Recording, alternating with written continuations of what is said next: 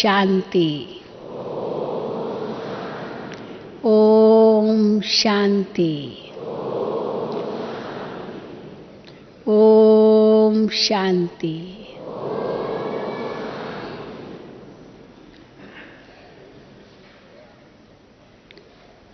Safety का साधन शुद्ध संकल्प। हर एक व्यक्ति अपनी सेफ्टी सुरक्षा चाहता है,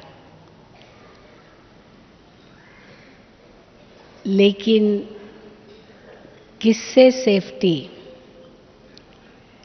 सबसे बड़ा डर दुनिया में क्या है? वैसे तो क्यों डर लगता है, किससे डर लगता है, उसकी बहुत लंबी लिस्ट हो सकती है। किस किस बात से डर लगता है? कई ऐसे लोग होते हैं छोटी छोटी बात के लिए कह देंगे मुझे बहुत डर लगता है, मुझे बहुत डर लगता है। लेकिन सबसे बड़ा डर किस बात का होता है? तो भी कई उत्तर निकलेंगे, फिर भी कहने में आएगा सबसे बड़ा डर लगता है इंसान को अपनी मृत्यु का। सबसे बड़ा डर। इसलिए कई डर के मारे क्या कह देते, हाय मर जाऊंगा, हाय मर जाऊंगी, ऐसे भी कह देते हैं। हाय मुझे कुछ हो जाएगा, ये भी कहते हैं। लेकिन हाय मर न जाऊं, क्योंकि यही सबसे बड़ा भय है। और बाबा ने तो हमारा ये भय पहले लेसन से ही निकाल दिया कि नहीं? बाबा ने कैसे भय निकाल दिया हमारा मृत्यु से, मृत्यु का भय, कि तुम तो अजर अमर अविनाशी आत्मा हो। आत्मा तो कभी मरती नहीं है। तो कभी अभी हम कहेंगे, हमारे मुख से कभी निकलेगा हाय मर न जाऊं, हाय मर न जाऊं, कई बार निकलता है। हाय मैं तो मर गई, ये भी ऐसे कह देते हैं ना। कईयों को ये आदत होती है, हाय मर गई, ये तो मुझे मार डालेगा, यहाँ तक भी कह देते हैं। ये तो मुझे जिंदा नहीं छोड़ेगा। या दूसरे को भी धमकाने लिए इंसान कह देता तो मैं इसको छोड़ूंगा नहीं, इसको मार डालूंगा, ऐसे भी। क्योंकि यही सबसे बड़ा भय माना जाता है। और बाबा ने हम बच्चों का ये भय सबसे पहले निकाल दिया। भले दुनिया में कहते हैं आत्मा तो अजर अमर अविनाशी है, जलती नहीं, कटती नहीं, डूबती नहीं, सूखती नहीं, गीली होती नहीं। यानी प्रकृति के स्पर्श से आत्मा, जो प्रकृति जो कुछ करती है, अग्नि जलाएगी, जल गीला करेगा, हवा सुखाएगी, लेकिन आत्मा इनके स्पर्श से कुछ भी परिवर्तित नहीं होती है, क्योंकि वो अजर अमर अविनाशी है। तो जैसे हमें बाबा ने यह निश्चय कराया कि तुम तो एक अजर अमर अविनाशी आत्मा हो, और केवल निश्चय ही नहीं कराया, साथ साथ अभ्यास भी कराते रहते हैं। हर रोज मुरली में बच्चों को यही कहते, बच्चे अपने को आत्मा समझो, आत्मा समझ मुझे याद करो, देही अभिमानी बनो, देही अभिमानी बनो। ये देही अभिमानी स्थिति ही जो आदि का लेसन है, वही अंत का भी लेसन होगा, वही अंत में भी काम आएगा। क्योंकि आत्मा को जब देह से न्यारा होना होगा, अंत की घड़ी आएगी, नष्टो मोहा स्मृति स्वरूप की स्थिति बननी होगी। तो सबसे पहले तो यही होगी स्थिति की देही अभिमानी बन आत्मा देह से न्यारी हो जाए। इसलिए ये पहला लेसन सो अंतिम लेसन है ही है, और उसी का ही सारा अभ्यास है। योग भी उसी के आधार पर ही लगाते हैं। जब तक हम अपने आप को देही अभिमानी नहीं बनाते, तब तक बाबा की याद भी नहीं रहेगी। इसीलिए कहते हैं अपने आप को आत्मा समझ मुझे याद करो, यही राजयोग है। तो वो तो समझ गए और उसका अभ्यास भी हम कर रहे हैं। तो मृत्यु से तो हमें डर नहीं है। है किसी को डर? किसी को डर हो तो हाथ उठाए, तो यहीं खत्म हो जाए। हाँ, नहीं है ना? अरे वाह, सारे बहादुर हैं, फिर तो बहुत अच्छी बात है। सारे बहादुर हैं तो अपने लिए ही ताली बजाओ, हम बहादुर हैं। हाँ? कि मृत्यु से डर नहीं है और कभी भी मुख से ऐसा शब्द निकलेगा भी नहीं, न खुद के लिए न किसी और के लिए, क्योंकि न हम मरते हैं न हम किसी को मार भी सकते हैं। क्योंकि जो हम कर्म करेंगे वो कर्म तो हमारा पीछा करेगा ही, इस जन्म में नहीं तो अगले, नहीं तो उसके आगे, कहीं ना कहीं उसका फल तो मिलेगा ही। तो इसीलिए कर्म से तो कोई छूट ही नहीं सकता है, भले किसी को मार भी डालें या हमको भी कोई मार डाले, लेकिन कर्म से तो कोई छूट नहीं सकता। इसलिए वो भय तो हमारा समाप्त हो गया है। लेकिन जो आज विषय है कि सेफ्टी का साधन शुद्ध संकल्प, तो कोई कहेगा सेफ्टी का साधन माना हम क्या मरने से डर रहे हैं? जो बार बार सेफ्टी की बात कहते हैं, सुरक्षा की बात कर रहे हैं हम। हाँ, कोई कहे ना बस हमको तो कोई डर नहीं, आओ मारो, गोली चलाओ, हमको कोई डर नहीं है। तो मृत्यु का डर नहीं है, लेकिन सेफ्टी तो रखेंगे ना। हर प्रकार की सेफ्टी चाहिए, क्योंकि अंत के समय पर ऐसे ऐसे विघ्न आएंगे, ऐसी ऐसी बातें आएंगी जो आत्मा की स्थिति को डांवाडोल कर सकती है। तो स्थिति हमारी डांवाडोल न हो, उस ऐसी परिस्थितियों को हम झेल सकें, हम अपनी स्थिति ऊंची बनाकर रख सकें, उसके लिए वो सेफ्टी चाहिए। सेफ्टी का मतलब ये नहीं है कि हमको डर नहीं है। इसीलिए हाँ, सेफ्टी का मतलब है कि डर है और इसलिए सेफ्टी चाहते हैं, वो डर की बात नहीं है। लेकिन सेफ्टी है अंदर की स्थिति की। चाहे कैसी भी परिस्थिति मेरे सामने आए, उसमें भी मेरी आंतरिक स्थिति सेफ रहे। और वो स्थिति सेफ तब रहेगी, सुरक्षित तब रहेगी, परिस्थिति में हमारी स्वस्थिति हिलेगी नहीं, हम अचल रह सकेंगे, अडोल रह सकेंगे। वो तब होगा जब हमारे अंदर शुद्ध संकल्प होंगे। तो मृत्यु तो बहुत बड़ी चीज है, लेकिन जो कितनी और बातें आती है जीवन में, उसमें हम सेफ रह सकें। मृत्यु से तो कोई बचने वाला नहीं है, उसमें तो सेफ रहने की बात ही नहीं है। इसीलिए हम कहते हैं ना, जब रक्षाबंधन की बारे में हम बताते हैं, रक्षा और बंधन, तो रक्षा किसकी हम कर सकते हैं? भाई भी बहन की क्या रक्षा करेगा? और जिस दिन मृत्यु आनी होती है, कौन किसकी रक्षा कर सकता है? जो यमदूत को वापस भेज दे, वो तो होगा नहीं। इसीलिए कहा जाता है as certain as death, as certain as death, यानी मृत्यु की तारीख भी निश्चित ही है। ड्रामा के अंदर वो भी निश्चित है कि एक दिन जन्म लिया है, एक दिन देह तो त्यागेंगे ही।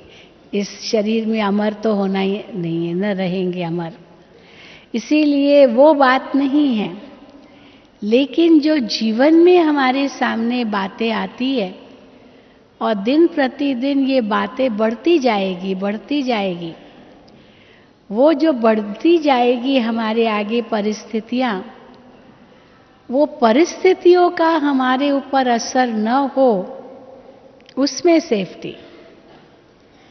अब कौन सी परिस्थितियां अंत में आएंगी, और वो दिन प्रतिदिन बढ़ती जा रही है। अभी ये जो नोटों की बात हुई, उसमें क्या सेफ्टी रखेंगे? बस गवर्नमेंट का ऐलान हुआ, खत्म, सब बात खत्म। कहाँ तक छिपाएंगे, कहाँ तक सेफ रखेंगे, कहाँ तक ये कुछ भी करेंगे, वो तो परिस्थिति का सामना करना ही है। इसमें भी कई राज हैं, कई इसमें बातें हैं। ये भी अंत की निशानी है, जिसको बाबा कहते हैं किसकी रही धूल में, किसकी दबी धूल में, किसकी राजा खाए, किसकी चोर लूट जाए और किसकी आग जलाए, पर सफल ही उसकी होगी जो करे हरि के नाम। तो आत्मा उनसे न्यारी हो जाए।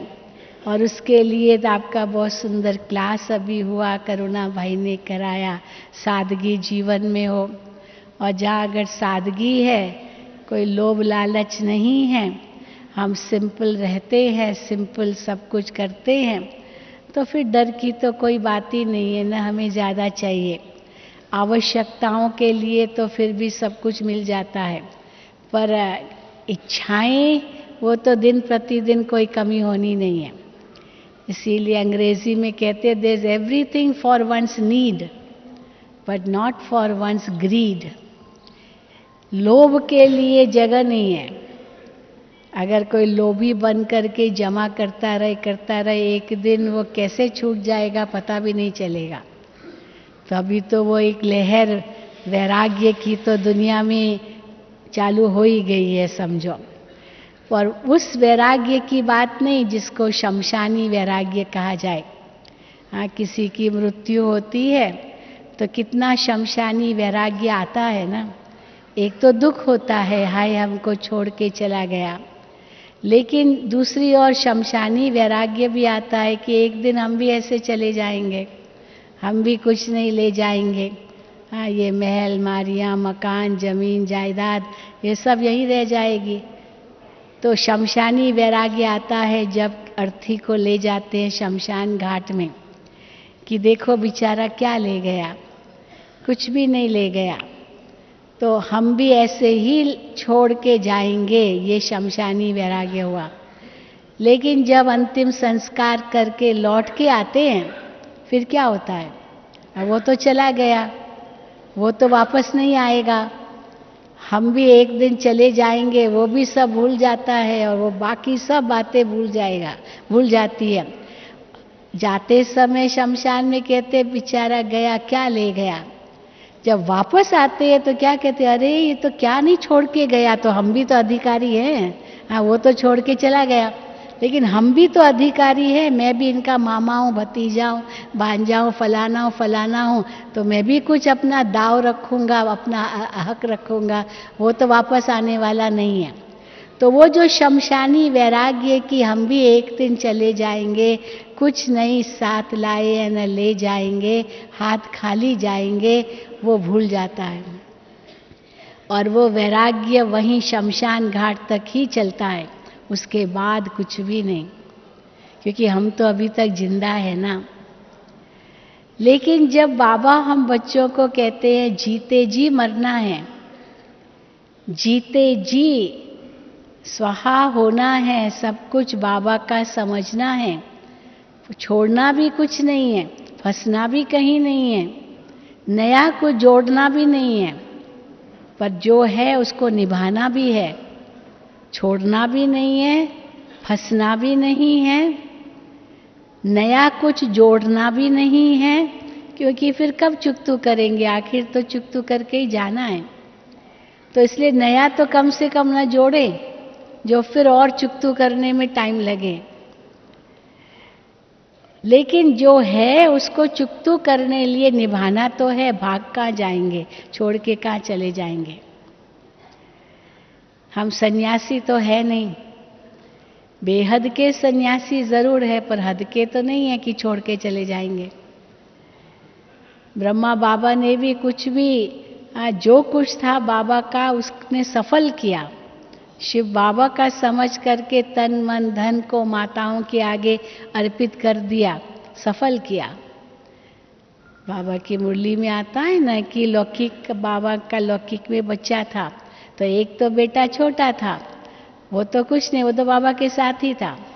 बेटियां तो शादीशुदा थी, पर एक बेटा था जो बड़ा था, उनके भी बाल बच्चे थे, तो उसने थोड़ा विरोध किया कि ये तो हमारा हक है।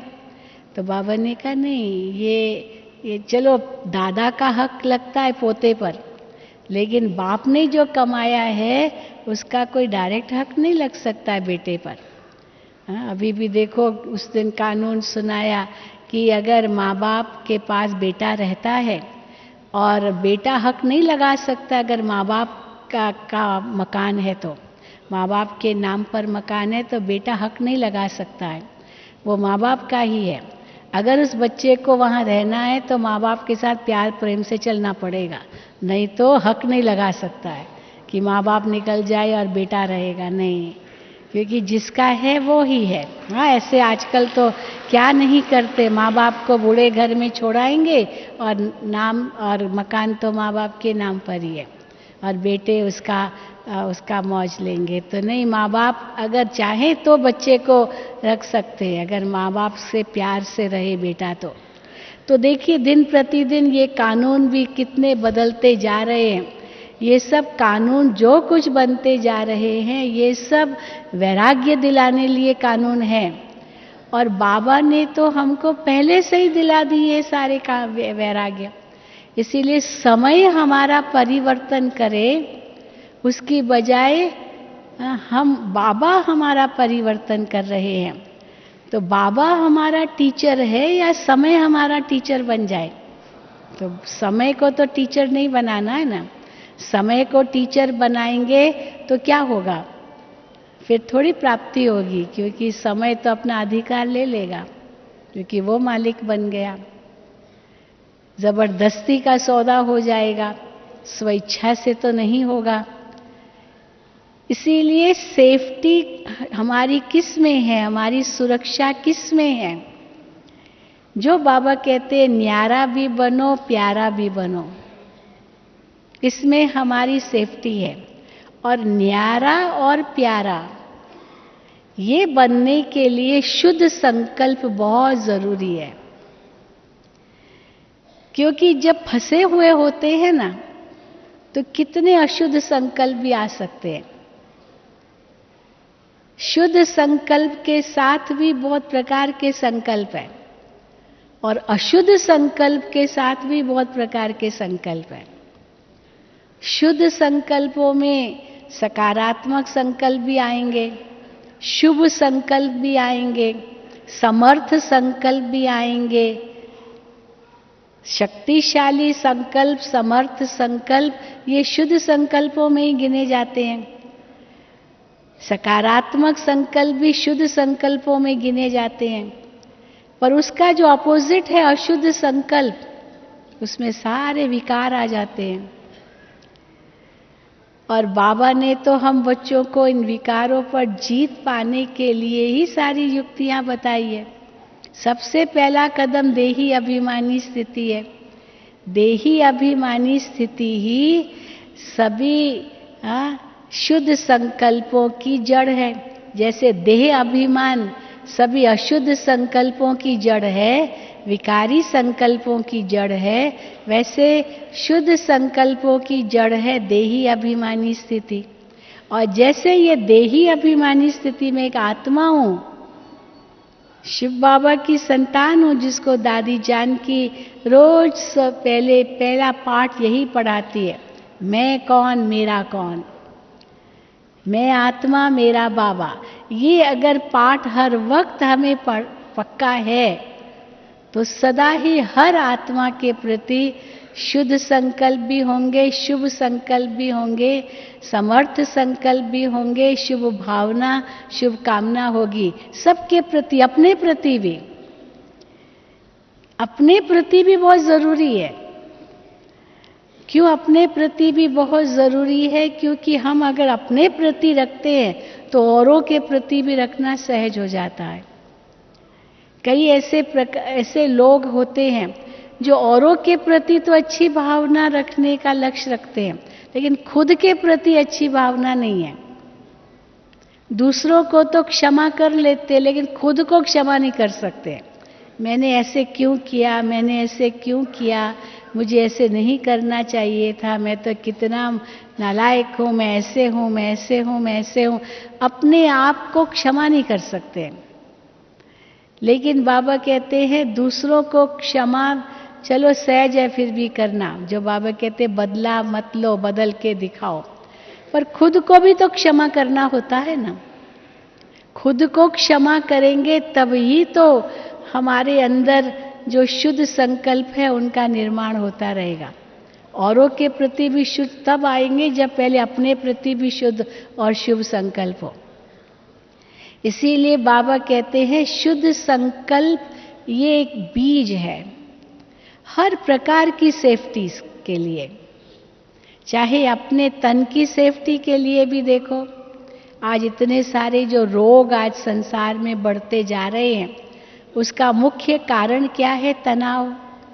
80% शरीर के रोगों का जो कारण है वो तनाव है, चिंता, भय।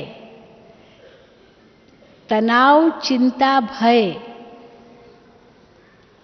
ये 3 ऐसे मनोरोग हैं जो मनुष्य के अंदर को तो शरीर को भी खोखला कर देते हैं, चाहे आत्मा को तो कर ही देते हैं, पर शरीर को भी खोखला कर देते हैं। और फिर उससे सारे विकार की उत्पत्ति होती है। क्रोध भी उसी से आता है, ईर्ष्या भी उसी से आती है, नफरत भी उसी से आती है, वैर, दुश्मनी, ये सब उसी से पनपते हैं। तो केवल मन ही दूषित नहीं होता, लेकिन उसके बाद फिर तन कितना दूषित हो जाता है, कितने रोग आते हैं। तो अगर रोगों से भी बचना है, क्योंकि वैसे दुनिया में तो यही कहते हैं पहला सुख निरोगी काया। तो पहला सुख अगर निरोगी काया है तो निरोगी काया के लिए भी मन को तो शांति चाहिए।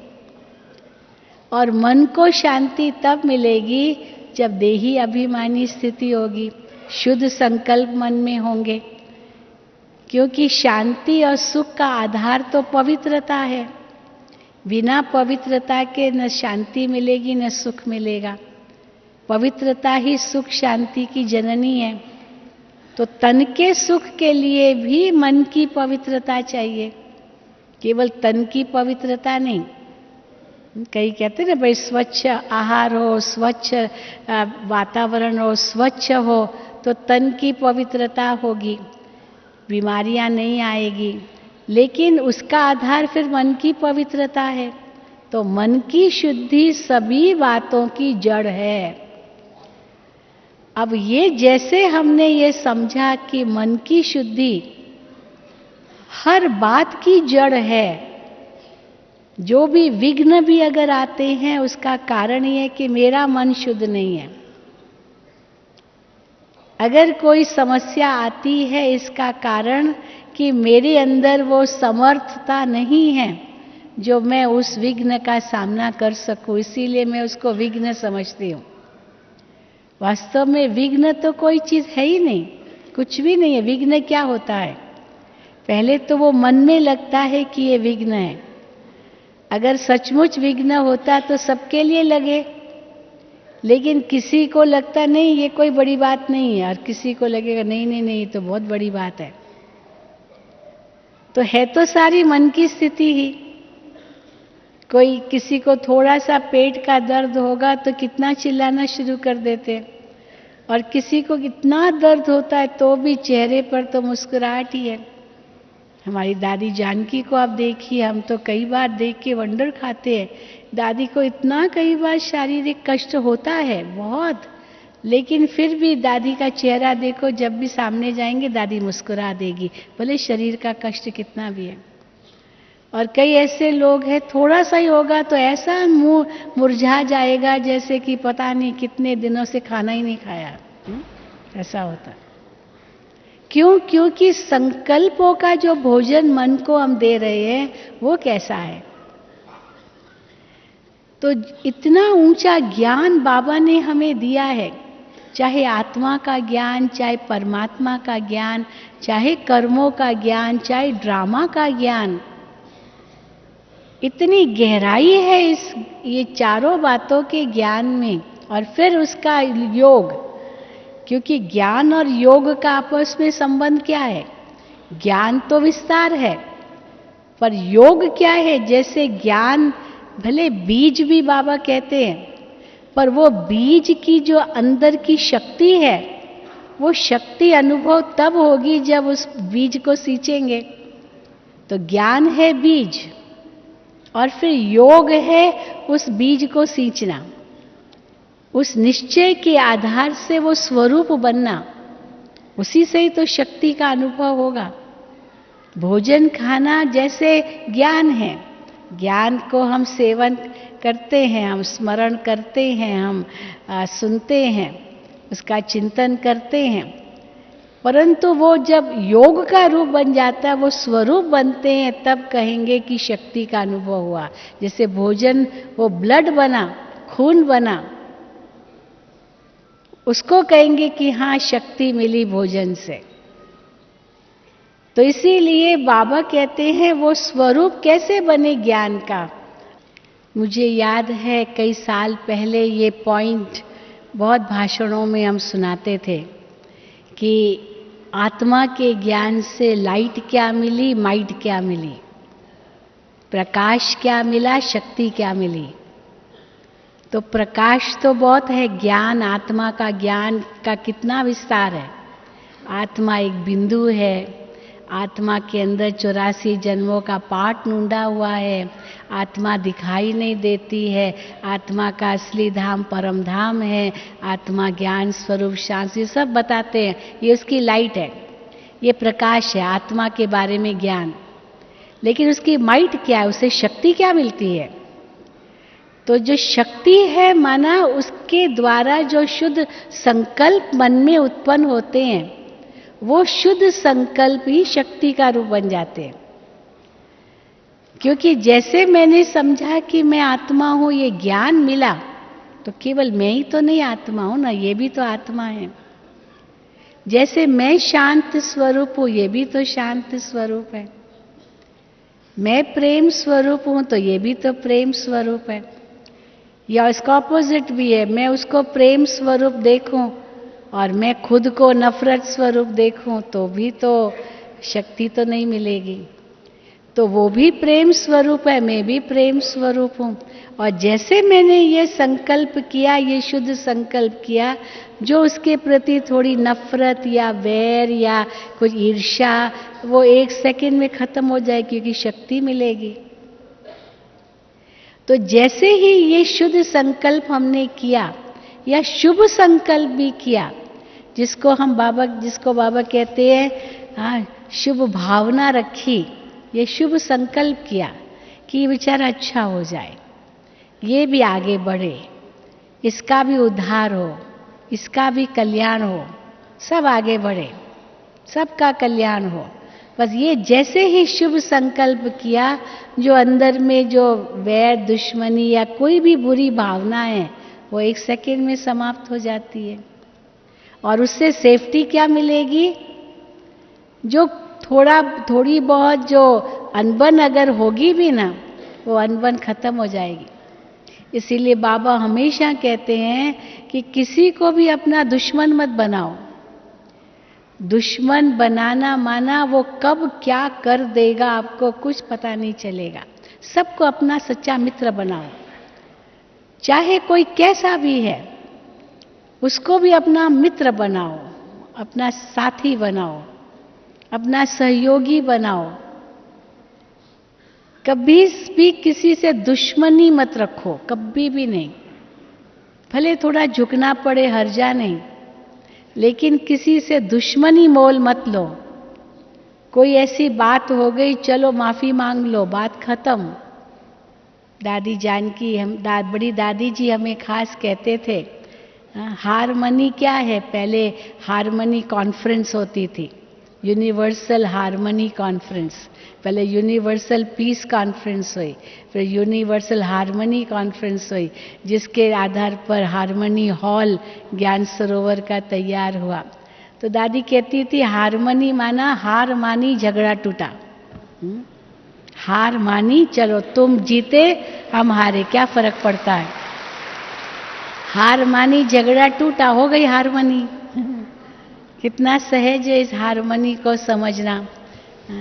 दुनिया में तो क्या क्या डेफिनेशन निकाल देंगे, कैसे एकता हो, अनेकता में एकता कैसे लाएं, फिर कहेंगे ये तो हो ही नहीं सकता है, इतने धर्म, इतनी जाति, इतनी भाषाएं, इतने प्रांत, इतने देश, क्या क्या नहीं है संसार में, कहाँ से एकता होगी, एक सब मिल करके एक कैसे होंगे, वर्ण वर्ण की काठी हो गई है।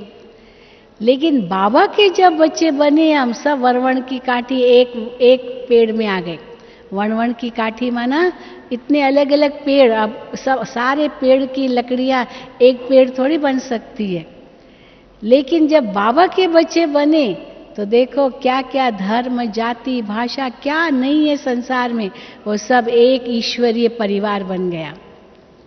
सतयुग में सब एक ही ईश्वरीय परिवार होगा। कैसे एक हो गए? इस एकता का आधार क्या रहा?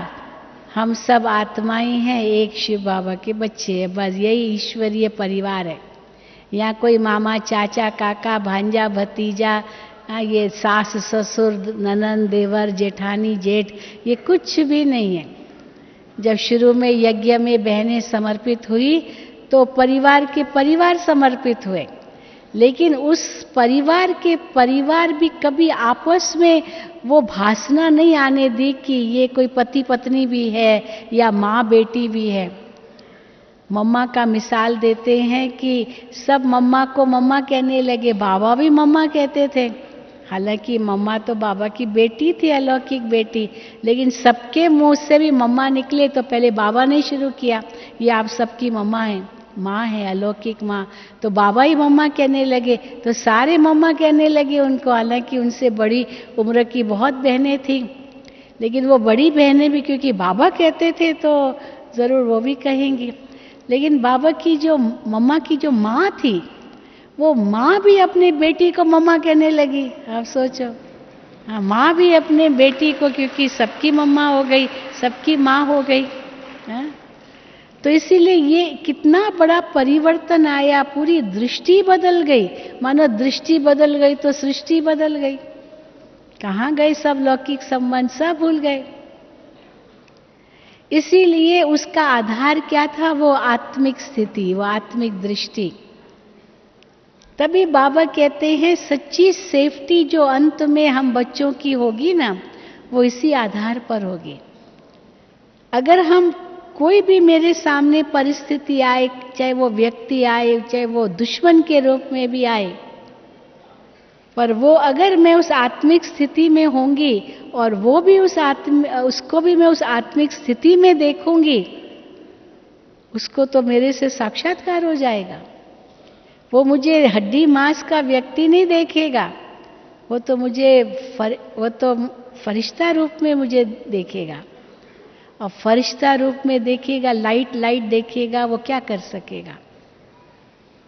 बाबा ने एक बार बहुत सुंदर बात कही थी कि आपके अंदर जो प्यूरिटी की शक्ति है, वो प्यूरिटी की शक्ति इतना काम करेगी, इतना काम करेगी, जो किसी को आपके प्रति बुरी दृष्टि जा ही नहीं सकेगी। इतनी आपकी प्यूरिटी की शक्ति काम करेगी। कोई अगर सोचे भी ना, कोई आपके ऊपर कोई बुरी दृष्टि रखना चाहे भी ना, तो भी नहीं रख सकेगा। इतनी आपकी सेफ्टी हो जाएगी। जैसे कि आपके ऊपर वो पवित्रता का कवच आ जाएगा, प्रकाश का, लाइट का कवच आ जाएगा, जो आपको कोई हाथ भी नहीं लगा सकेगा। इतना अनुभव होगा। एक बहन मुझे अपना अनुभव सुना रही थी कि अभी ज्ञान में वो कुछ साल से चली थी, लेकिन पति उसका ज्ञान में नहीं चलता था, तो बहुत विघ्न डालता था, बहुत परेशान करता था।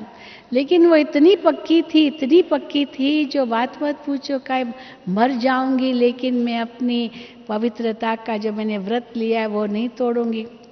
अब वो उसका जो पति था वो भी देवी का भक्त था।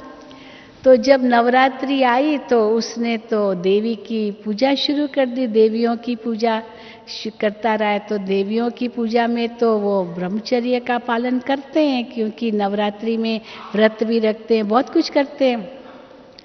अब वो अपना कर रहा था और ये बाबा को याद कर रही थी, और इतनी शक्ति इसने जमा की, इतनी शक्ति बन गई, बस यही कहे मैं तो शेरनी शक्ति हूँ, मैं तो काली हूँ, मैं तो दुर्गा हूँ, मैं तो अम्बा हूँ। हाँ, ये खुद को के, और वो तो उसका पूजन कर रहा है जड़ मूर्तियों का। हाँ, पति जड़ मूर्तियों का पूजन कर रहा है, ये अपने अंदर वो शक्ति भर रही है।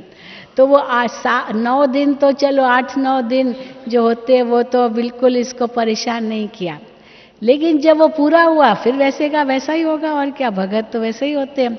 अब उस समय तब तक तो इसने अपने अंदर इतनी शक्ति भर ली थी, और जैसे ही पति उसके सामने आया तो अपनी पत्नी से दुर्गा का साक्षात्कार हो गया। आप देखो, दुर्गा का साक्षात्कार हो गया, और वो ऐसा साक्षात्कार हुआ दुर्गा का, शेरनी शक्ति, शेर पर सवारी, और वो तो डर गया उससे। कहा अरे ये तो शिव शक्ति है। और इतना उसके बाद पिघल गया, इतना पिघल गया, क्योंकि शक्तियों की पूजा तो उसने की थी, और ये अपने अंदर शक्ति भरती गई उसकी युगल। उसके बाद इतना पिघल गया जो उसके पांव पड़ने लगा कि सचमुच तुम तो माँ हो, दुर्गा अम्बा हो। ऐसे उसके हाथ जोड़ने लगा, इतनी भावना जागृत हो गई। अब वो किस आधार पर हुई? उसके शुद्ध संकल्पों के आधार पर। ये नहीं कि ये तो मेरा पति ऐसा है, देखो व्रत रखता है और क्या उसको पता क्या होता है पवित्रता। ये कोई नेगेटिव सोच नहीं किया उसने अपने प्रति शुद्ध संकल्प किए। मैं कौन हूं? मैं वो शिव शक्ति हूं, मैं वो अम्बा हूं, मैं वो दुर्गा हूं। और कैसे उसको वो देखती थी और ये सोचती थी नहीं, ये भी शुद्ध आत्मा है, ये भी शुद्ध आत्मा है, ये भी शुद्ध आत्मा है, क्योंकि उस समय तो वो शुद्धि पालन कर ही रहा था। तो उसी शुद्ध स्वरूप से उसको देखा, और सचमुच जब वो तो अपना खाली नियम पूर्वक कर रहा था, कोई शक्ति थोड़ी भर रहा था अपने अंदर। और फिर जब उस पूरा हुआ तो इसकी शक्ति उसको अनुभव हुई, और जब वो अनुभव हुई तो जो उसकी भक्ति थी, वास्तव में उसकी भक्ति का उसको फल मिला। दोनों बातें कह सकते हैं, जो भक्ति की वो शुद्ध संकल्प जो किए उसका उसको फल मिला, और इसने जो शुद्ध संकल्प किए इसका फल क्या मिला, जो उसको शक्ति का रूप दिखाई दिया पति को। तो देखो ये शुद्ध संकल्पों की कितनी बड़ी कमाल है। यही तो सेफ्टी का साधन है, यही सेफ्टी का साधन है। तो शुद्ध संकल्प हम कैसे करें जो हमारे आगे जो परिस्थितियां आए वो परिस्थितियां बदल जाएगी। एक और मिसाल मैं आपको दे सकती हूँ। एक बहन आई तो कोई उनको लेकर आया, कहा कि आप ना इनको ये शिविर में आए थे तो मेडिटेशन ये सीखना चाहते हैं। तो आई थी, शिविर अटेंड किया, तो एक दिन मेरे से मिलाया तो मुझे कहा, जिसने जो उनको लेकर आया था, कहा कि बहन जी ये बहुत दुखी है, आप इनसे ज़रा मिलो और थोड़ा इनको समझाओ। तो मैं मिली उनसे और उनसे पूछा कि आखिर भाई क्यों इतनी दुखी हो, क्या बात है, क्यों इतना टेंशन है। कहती क्या बताऊं बहन जी, मेरा जो बेटा है ना बहुत नालायक हो गया है, अब सारी उसकी ग्लानि करने लगी। तो मैंने कहा आखिर हुआ क्या है, बात क्या है। तो क्या वो बुरी संगत में फंस गया है, शराब पीता है, ये खाता है, ड्रग्स लेता है, पता नहीं, इतना हम उसको कहते हैं वो मानता नहीं है, हमारा भी नाम बदनाम करा, बहुत कुछ कहा अपने बेटे के बारे में। और क्या उस बताती गई, और फिर साथ में ये भी कहती है मरता भी नहीं है, मर जाए तो अच्छा होगा, मर जाए तो अच्छा होगा। तो मैंने मर जाए मर जाए मर जाए कहने लगी, न जाने कितनी बार का, 5-10 मिनट के अंदर।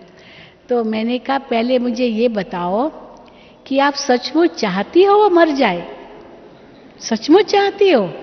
तो कहते नहीं नहीं नहीं नहीं नहीं, नहीं। आप अगर सचमुच नहीं चाहती हो मर जाए तो कहती क्यों हो? कहती है क्या करूं बहन जी, बहुत दुखी कर दिया उसने, बहुत तंग करता है, बहुत दुख दिया है, बहुत। फिर मर जाए, फिर कहती मर जाए, यानी दिमाग उसका कैसा हो गया जो समझ में नहीं आ रहा था, उसको ही नहीं समझ में नहीं आ रहा था मैं बोल क्या रही हूं। तो मैंने कहा देखो भाई, पहली बात मैं आपकी बात समझ गई, लेकिन पहले मुझे बताओ कि अगर आप नहीं चाहती हो कि वो मर जाए, कहती नहीं बहन जी कैसे मर जाए, मैंने तो इतनी मान्यता मानी, इतना मैंने व्रत किया, बेटा हो बेटा हो बेटा, और बेटा हुआ तो देखो ये दिन देखने पड़े। फिर बोलने लगे मर जाए। तो मैंने उसको कहा देखो भाई माता जी, आप पहले ये बोलना बंद करो। देखो आप ही इतना बोल रही हो, आप चाहती भी तो नहीं हो, तो आप बोलती क्यों हो? आप ये बोलना बंद करो। ये बोलना बंद कर सकती हो। अब बोलना बंद तब करे जब पहले सोचना बंद करे, क्योंकि जो मन में सोच होगा वही तो बोल में निकलेगा। तो बोलना बंद करने के लिए पहले सोचना बंद करना होगा। तो मैंने कहा आप चाहती नहीं हो, फिर सोचती क्यों हो, फिर बोलती क्यों हो? पहले आप अपने आप को बदलो और क्या करो, ये बोलना बंद करो। और जब भी मन में आए ना मर जाए, उस समय आप सोच को बदली कर दो। और क्या सोचो, ये आत्मा है, ये आत्मा है, ये आत्मा है।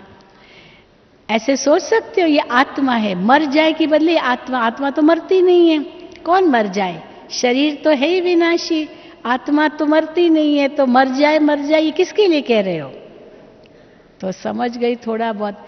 फिर हमने कहा देखो आप उसको आत्मा समझेंगे ना तो आपको बहुत फायदा होगा। अच्छा दूसरी बात क्या करो, जब आपके सामने आप बेटा आपका आए, एक तो क्रोध के वश थी इसलिए मर जाओ कहती थी, दूसरा मोह के वश हो।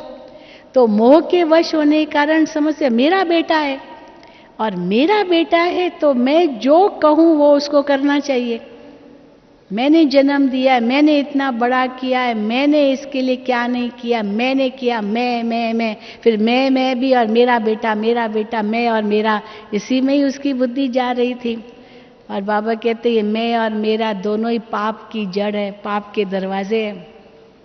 तो फिर पहले तो ये बोलना बंद करो मर जाए। दूसरा, आप ये जो सोच रहे ना मेरा बेटा है, ये मेरा बेटा कहना बंद करो। मेरा बेटा होकर तुम ये कर रहे हो, मेरा बेटा होकर के तुम ये कर रहे हो, तो ये मेरा बेटा नहीं है, ये भगवान का बेटा है। आपने कहा ना कि भगवान के आगे मैंने इतनी मान्यताएं रखी, मुझे बेटा हो, और भगवान ने मेरी मान्यता मानी और कैसे बेटा दिया, तो भगवान ने दिया है ना, तो आप इसको भगवान का समझो।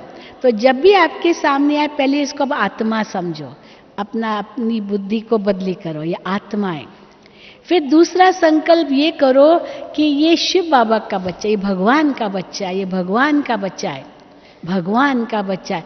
हाँ मेरा बच्चा कहने से मोह आएगा, अब दूसरे किसी के बच्चे के लिए कहेंगे मर जाए, पर मेरा है ना, अधिकार रखते हैं तो समझते हैं कि हाँ मैं जो इसके लिए सोचूं मैं राइट हूं। तो इसीलिए मेरा बच्चा भी नहीं कहो, ये भगवान का बच्चा है, ये ऐसे कह सकती हो? तो फिर कह पर है ना मेरा बेटा, फिर है ना मेरा बेटा। हमने कहा नहीं आपका बेटा नहीं है, ये भगवान का बेटा है, भगवान का बच्चा है। बस ये अपना संकल्प बदली करो। फिर कहती बहन जी और क्या करना है? हाँ पता नहीं कितना कहेगी, सोचा। फिर तीसरी बात मैंने कही कि जब भी आपके सामने आए आप इसकी जो अच्छी बात है ना वो सोचो, इसके अंदर कोई अच्छाई भी है, कोई अच्छा गुण भी है, या सारे बुरे ही बातें हैं? तो कहती है अभी सोचने लग गई पता नहीं अच्छाई क्या है उसके अंदर। तो मैंने कहा वो शराब पीता है, ये शराब तो पीता था, सिगरेट विगरेट सब पीता था, लेकिन वो ईमानदार बहुत है, जो है ना वो सच बताता, ईमानदार बहुत है, सच्चाई का गुण उसमें है। तो हमने कहा ठीक है यही आप सोचो अंदर कि मेरे बेटे के अंदर बहुत सच्चाई है। हाँ ये भगवान का बेटा है, ये आत्मा है, ये बहुत सच्चा है, ये बहुत सच्चा है, क्योंकि सच तो बताता था ना इसको, इसीलिए वो सच सुन करके वो और करते, नहीं बताते उसको क्या पता चलेगा। तो ये भगवान का बच्चा है और ये सच्चा बच्चा है, ये सच्चा है। तो उसके प्रति जो आपके अंदर जो बुरी भावना है ना वो खत्म हो जाएगी, क्योंकि आप इनके गुणों का चिंतन करेंगे। गुण भी तो बहुत है, भगवान का बच्चा है, भगवान सर्व गुणों का सागर है, तो बच्चा तो उनका गुण का स्वरूप तो होगा ही, कुछ तो होगा इसमें। तो इसके गुण का चिंतन करो। और चौथी बात ये करो कि आप उस समय इनको देखकर भगवान को कहो, शिव बाबा, हे भगवान, ये जो प्रॉब्लम है ना, समस्या है, अब ये आपको हल करनी है। इसको बदलने की जो प्रॉब्लम है, समस्या, वो आपको हल करनी है। अपनी समस्या भगवान को दे दो। बाबा भी तो कहते हैं मुझे यूज करो, मुझे यूज करो। तो कैसे बाबा को हम यूज करेंगे? वो प्रॉब्लम बाबा को दे दो, बाबा आप संभालो। आप अपने अधिकार में क्यों रखते हो कि ये समस्या का हल मैं ही करूंगी? जरूरी नहीं है कि आपको ही करना है, बाबा को भी कुछ काम दो, बाबा को यूज करो। भगवान आपके सेवा में उपस्थित हुआ है, और कैसे उनसे सेवा लेंगे? अपनी समस्या बाबा को दे दो, चिंता मत करो, भगवान इसको ठीक कर देगा, आपको मैं विश्वास दिलाती हूँ। तो 4 बातें करो। एक तो मर जाओ, ये मुख से बंद करो। दूसरी बात है कि इसको आप मेरा बेटा नहीं समझे, भगवान का बेटा समझो। तीसरी बात, उसके प्रति जो अच्छी बात है उसके अंदर, वो बात का चिंतन करो। ये सब शुद्ध संकल्पों के अंदर आएगा। और चौथी बात, वो प्रॉब्लम जो आपके सामने है वो ईश्वर को दे दो। और फिर 3 मास के बाद मुझे लिखना कि क्या रिजल्ट हुए। आप ये करके देखो, और साथ साथ मेडिटेशन करो। तो ये करो। और सचमुच 3 महीने के बाद उसने मुझे ईमेल किया कि बहन जी वो तो बदल गया है, वो तो बदल गया है। तो अभी कहानी पूरी नहीं हुई है, वो तो बदल गया है। तो फिर मैंने उसको लिखा कि अच्छा, अब आप उसको मधुबन में ले आओ तो हम उनसे मिलेंगे, यानी कैसे परिवर्तन किया उसने मैं पूछूंगी। तो जब उसको लेकर के आई तो मैंने उनसे पूछा कि आपके अंदर ऐसी आदतें थी, ये थी, वो थी, इतना था, आप बदल कैसे गए? तो कहा मेरी माँ बदल गई ना।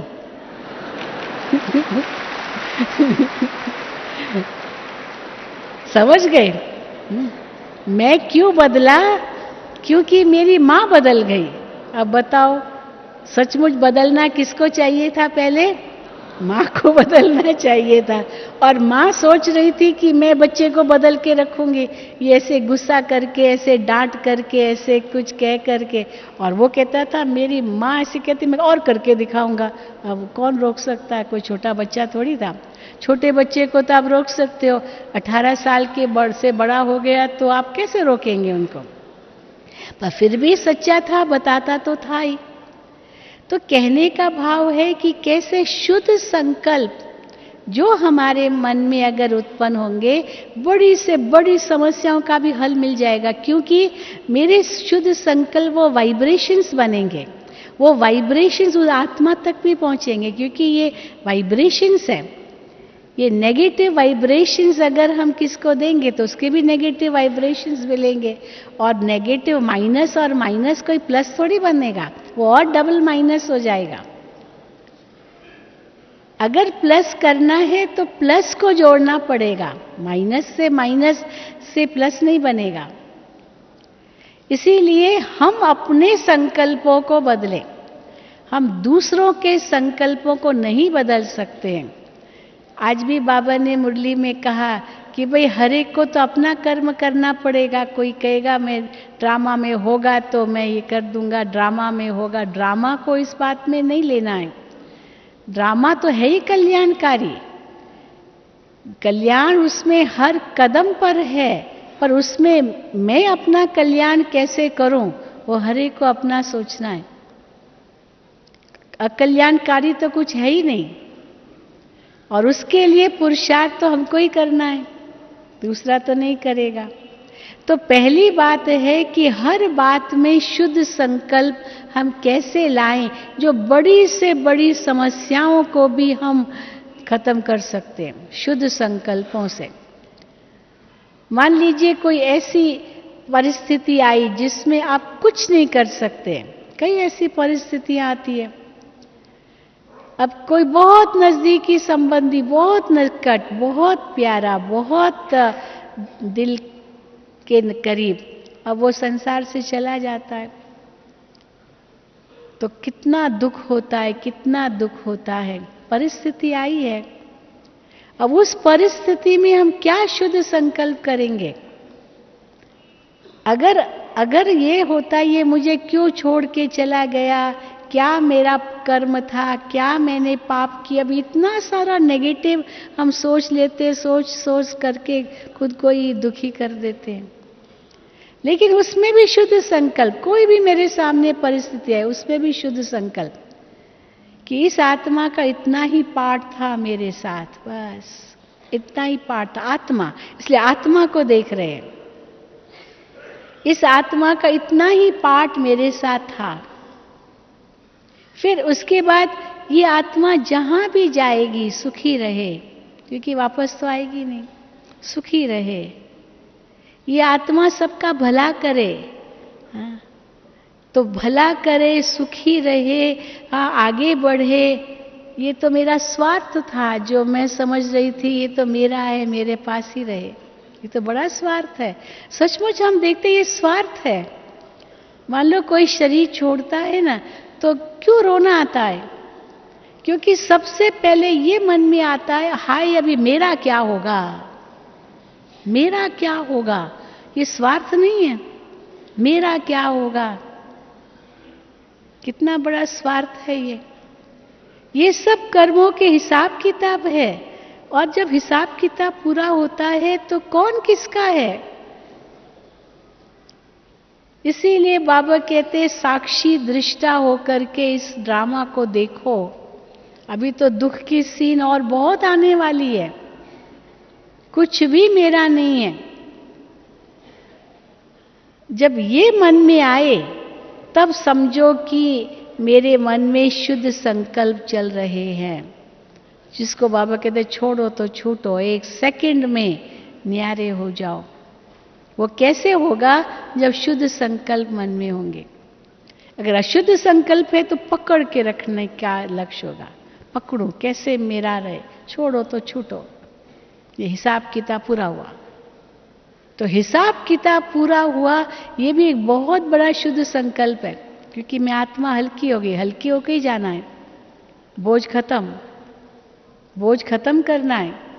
63 जन्मों का बोझ है हमारे सिर पर।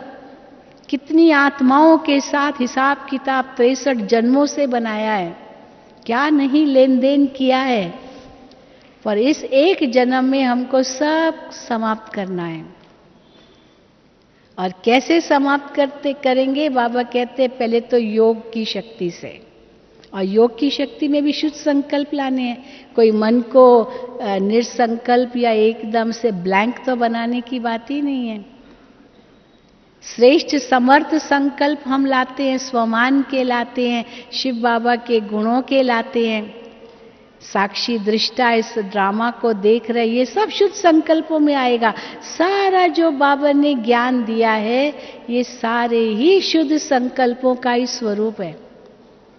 और जैसे ये ज्ञान हमारे मन बुद्धि में होगा, ऑटोमेटिकली हम कितने विघ्नों से पार हो जाएंगे। क्योंकि अंत के समय ये सब बातें आएगी।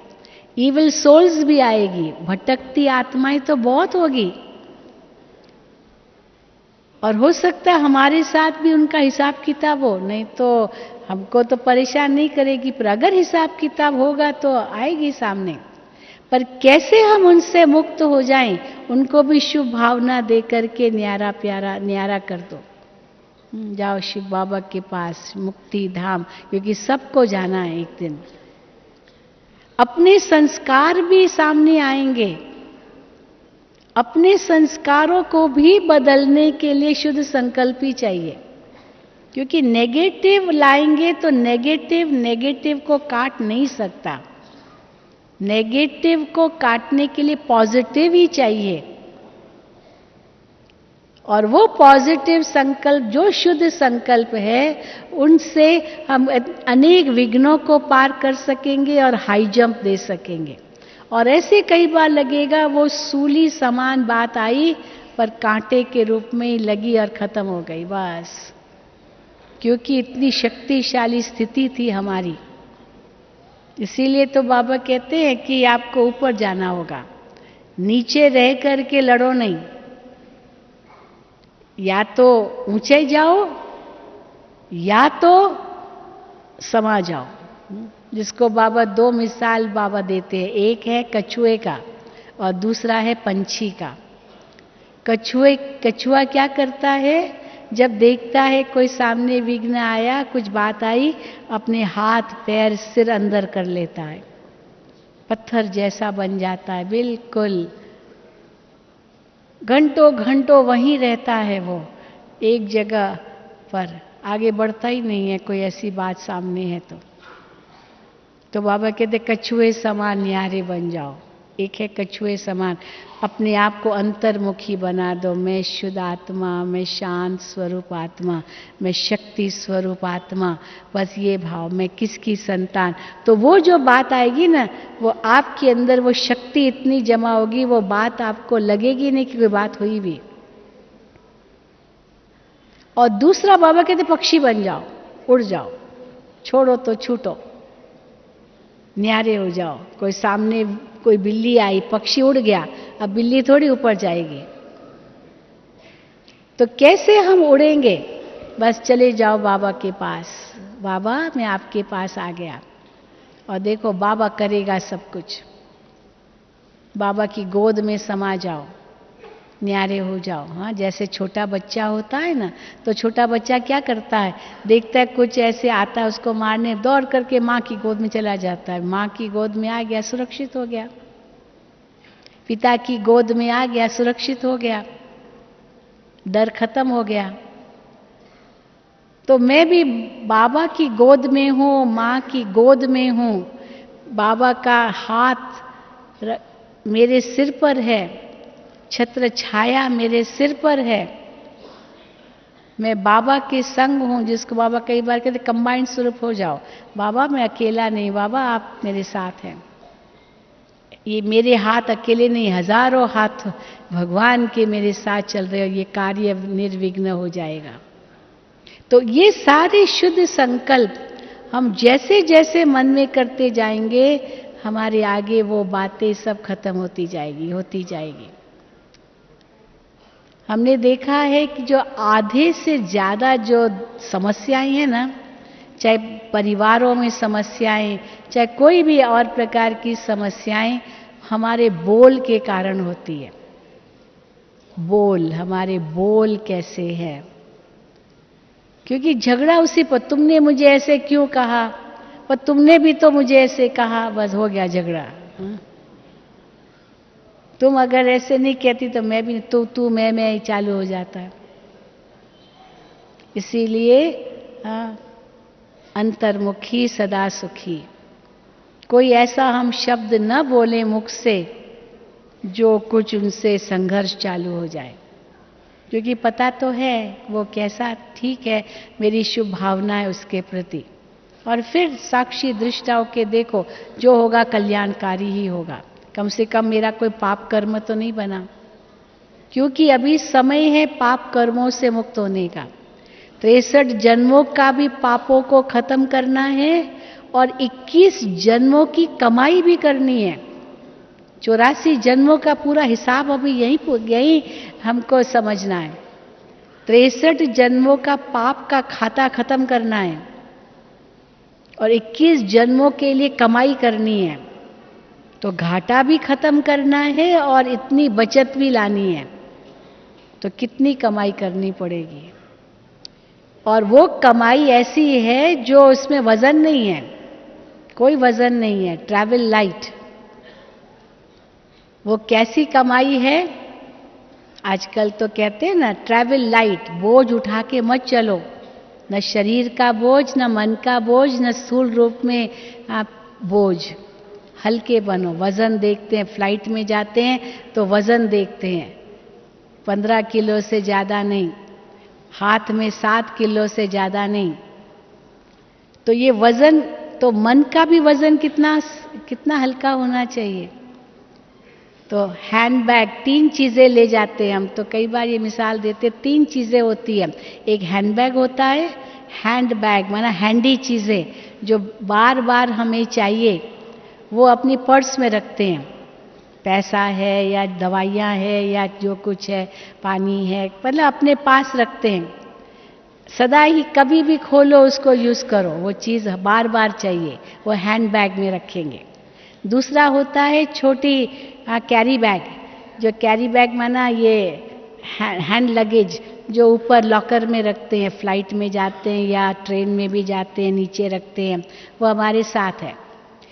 और तीसरा होता है बड़ी सूटकेस, वो चेक इन कर देते हैं। वो चेक इन कर देना माना फ्लाइट में भेज देते हैं, फिर वो जब पहुंचेंगी ना अपने गंतव्य पर, वहाँ हमको मिलेगी। रास्ते में हम उसको खोल नहीं सकते, रास्ते में केवल हैंड बैग है और वो छोटी 7 किलो से ज़्यादा वजन नहीं, तब प्लेन में चढ़ सकेंगे।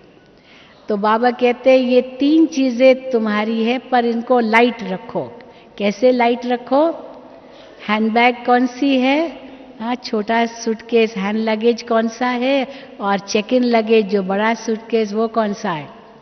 ये 3 चीज़ें जो मेरे साथ जाएगी आत्मा के साथ। तो है जो हैंड पर्स है हमारा मन में जो आवश्यक बातें है वही रखनी है। कौन सी? जो ज्ञान बाबा ने हमें दिया है, वो ज्ञान हर वक्त काम आए। जब भी कोई बात आए उस समय कौन सा ज्ञान यूज करना है, कौन सी पॉइंट यूज करनी है। तीनों कालों को बुद्धि में रख करके अभी क्या मुझे करना है, ये पॉइंट बुद्धि में आ जाए। ये ज्ञान की पॉइंट अपने साथ सदा मन में दोहराते रहो। ऐसे न हो कि जो नहीं करना चाहिए वो कर लिया बिना सोचे समझे। इसीलिए कहा जाता है सोच समझ कर कर्म करो। तो मन के अंदर हर वक्त ये श्रेष्ठ मनन चिंतन चलता रहे कि हर परिस्थिति में मैं क्या करूं बाबा के ज्ञान के आधार पर। फिर छोटी सूटकेस जो लॉकर में रखते हैं, जो कभी कभी यूज करेंगे यात्रा के दौरान, वो है बुद्धि। तो बुद्धि माना हर वक्त उस बुद्धि में गुण और शक्तियां भरी हुई हो। इस समय ऐसे समय पर कौन सा गुण मैं अपनाऊं, कौन सी शक्ति को मैं यूज करूं, वो पता चले। वो उसी का मनन चिंतन वो मन के द्वारा होगा। बुद्धि के अंदर गुण और शक्ति का अनुभव करेंगे। और फिर जो बड़ी सूटकेस है जो गंतव्य पर मिलेगी, जो डेस्टिनेशन पर मिलेगी, जहां जाना है, वो है हमारे श्रेष्ठ कर्म। श्रेष्ठ कर्मों का सोचना नहीं है मैंने इसके लिए इतना किया, इसने मेरे लिए कुछ भी नहीं किया। ये क्यों सोचते हैं हम? मैंने इतना किया, हो सकता है जो मैंने किया वो पिछला चुकतू किया, इसने नहीं किया माना कुछ और आगे होगा ही नहीं जो ये मुझे देवे। पहला वाला मैंने दिया माना चुकतू किया जो पहले उसने दिया होगा।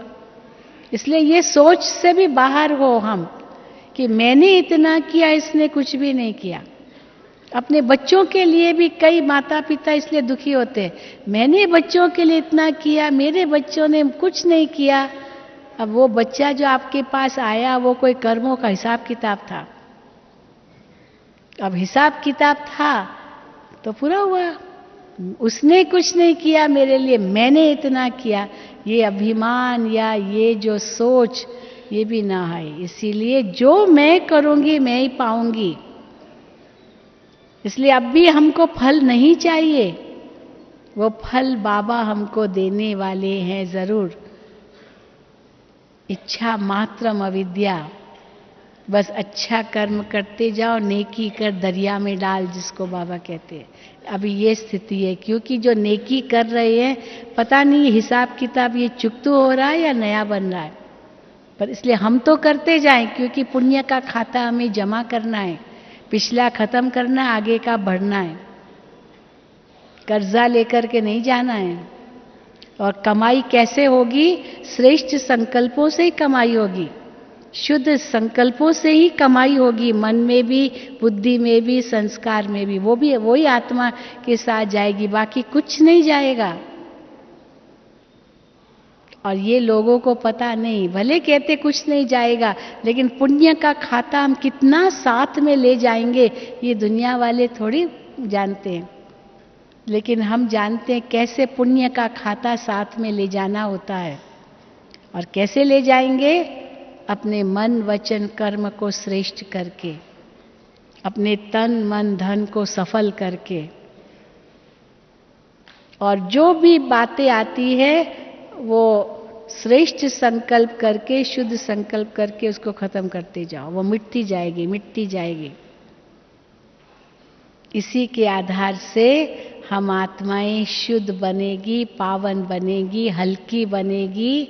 सब हिसाब किताब चुकतू करके हल्की होकर के घर जाएंगी। ओम शांति, ओम शांति, ओम शांति।